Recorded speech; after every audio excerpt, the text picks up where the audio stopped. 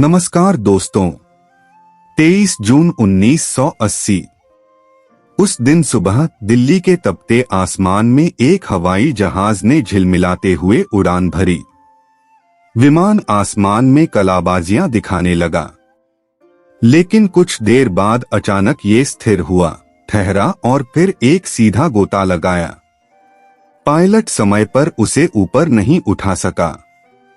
चंद seconds के भीतर विमान धरती से टकरा गया, उसके चीथड़े उड़ गए। विमान में मौजूद पायलट की फौरन ही मौत हो गई।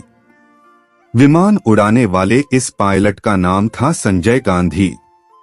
हालांकि उस रोज तकदीर को कुछ और मंजूर था। संजय ने विमान उड़ाया, उनकी मौत हुई और उनकी मौत ने गांधी परिवार के अंदर ऐसी दरार पैदा कर दी कि कभी अपनी सास को प्यार से मां बुलाने वाली मेनका गांधी आगे जाकर उनकी कट्टर दुश्मन बन गईं।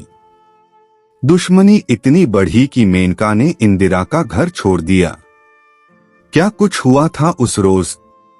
संजय गांधी का कांग्रेस की राजनीति में बड़ा योगदान हुआ करता था।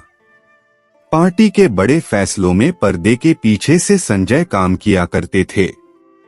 संजय के भाई राजीव का राजनीति से वास्ता नहीं था, लेकिन जब उनकी मौत के बाद राजीव गांधी को उनके उत्तराधिकारी के तौर पर सामने लाया गया तो इस बात से मेनका गांधी नाराज हो गई थीं। इस नाराजगी का तस्करा सागरिका घोष की किताब Indira, India's most powerful prime minister में मिलता है। सागरिका लिखती हैं कि मेनका ने सिमी गरेवाल को एक दफा बताया, मैं बहुत युवा थी और मेरी सास बहुत अधिक उम्र की थी। उस दुर्घटना में उन्होंने अपना सब कुछ खो दिया था और वे उससे कभी उबर नहीं पाई। लेकिन मेरे प्रति उनका रवैया ऐसा था कि तुम क्यों नहीं मरी। किताब में आगे जिक्र है, मेनका अपने बुरे संबंधों का दोष राजीव और उनके परिवार पर मढ़ती हैं। इंदिरा अपने दूसरे बेटे को चाहती थीं। राजीव को सामने लाने के लिए मनाया गया। इसके लिए उनकी और उनके परिवार की बहुत सी मांगें माननी पड़ी। मेनका को दूर करना उन मांगों में से एक थी। राजीव के परिवार ने कहा, अगर मेनका नहीं गई तो हम चले जाएंगे। मेनका को लगता था कि किसी जवान विधवा को उसका हक देने के मामले में गांधी परिवार ने अपरिपक्वता दिखाई। राजीव के आने के बाद मेनका का सिक्का कमजोर पड़ गया था।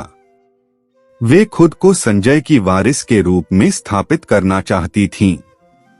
उस समय खुशवंत सिंह हिंदुस्तान टाइम्स के संपादक के रूप में काम कर रहे थे।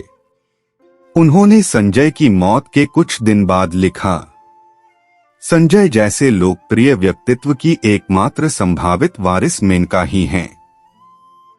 लखनऊ में हुई मीटिंग के बाद इंदिरा और मेनका के बीच और मतभेद बढ़ गया। मार्च 1982 में लखनऊ में अकबर अहमद ने एक सभा का आयोजन किया था। उस सभा में संजय गांधी की लेगेसी को याद किया जाना था। साथ ही एक शक्ति प्रदर्शन करना था कि संजय गांधी के उत्तर प्रदेश में अभी भी कई वफादार विधायक मौजूद हैं जो राजीव गांधी को स्वीकार नहीं करेंगे। इस सभा की भनक इंदिरा गांधी को पहले से थी। उन्होंने मेनका को इसमें न शामिल होने की हिदायत दी थी। हिदायत देकर वो अपने लंदन दौरे के लिए रवाना हो गईं। अपने पति की लेगेसी किसी और के पास जाना मेनका को पसंद नहीं आ रहा था, इसलिए वो इस धमकी रूपी हिदायत के बावजूद उस सभा में शामिल हुई। वहां उन्होंने जोरदार भाषण दिया। जब इंदिरा भारत लौटी तो उन्हें मेनका के किए के बारे में पता चला। वो ये सब सुनकर आग बबूला हो गईं। उन्होंने फौरान अपनी बहू को गुस्से से भरी एक चिट्ठी लिखी। चिट्ठी में मेनका को उनके परिवार और उनकी पृष्ठभूमि के लिए शर्मिंदा किया गया था। ये भी लिखा गया कि वो संजय से उनकी शादी के लिए कभी राजी ही नहीं थीं। एक तरफ गांधी परिवार के अंदर ये उथल पुथल मची थी, वहीं दूसरी ओर पंजाब में सिख अलगाववाद जोर पकड़ रहा था। इंदिरा को घर का कलेश भी मिटाना था और देश भी संभालना था। लेकिन लखनऊ में मेनका के कांड के बाद इंदिरा की परेशानियां बहुत बढ़ गई थीं। सभा में भाषण देने के बाद मेनका वापस दिल्ली के सफदरजंग स्थित घर पहुंची। वहां वो इंदिरा और परिवार के दूसरे सदस्यों के साथ रहती थीं। इसी घर में 13 मार्च 1980 को वरुण गांधी का जन्म हुआ था। घर लौटने के बाद मेनका का इंदिरा से आमना सामना हुआ। उस रात घर के अंदर जो हुआ उसका जिक्र स्पेनिश लेखक हावियर मोरो ने अपनी किताब द रेड साड़ी में किया है।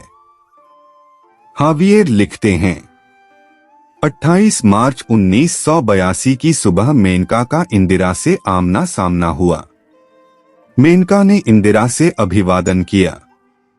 जवाब में इंदिरा ने कहा, हम बाद में बात करेंगे। इसके बाद मेनका ने खुद को अपने कमरे में बंद कर लिया।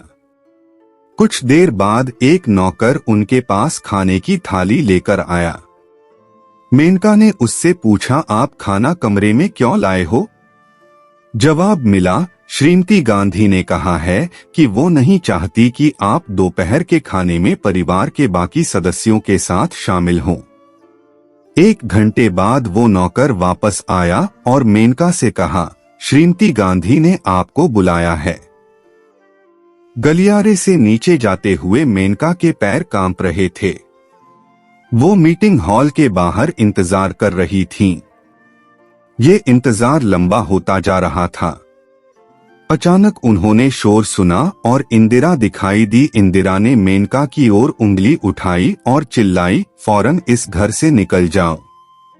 मैंने तुमसे कहा था कि लखनऊ की सभा में मत जाओ, लेकिन तुमने वही किया जो तुम चाहती थी। तुमने मेरी बात नहीं मानी। तुम्हारे हर एक शब्द में जहर था। तुम्हें क्या लगता है मैं ये सब देख नहीं सकती? इस घर को अभी छोड़ दो और अपनी माँ के घर वापस चली जाओ।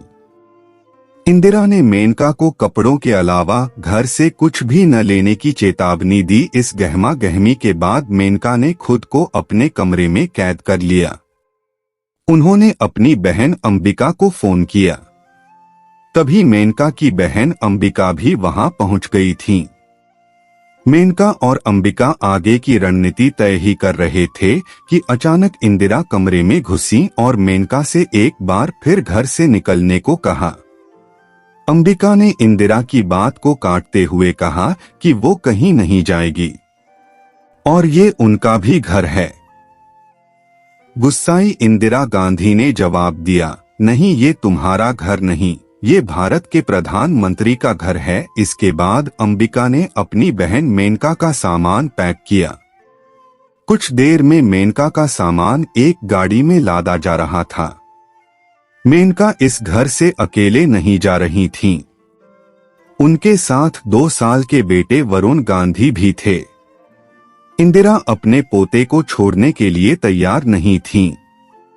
इंदिरा ने खूब कोशिश की वरुण उनके पास ही रहे, लेकिन उनकी लीगल टीम ने उन्हें समझाया कि ये संभव नहीं हो पाएगा।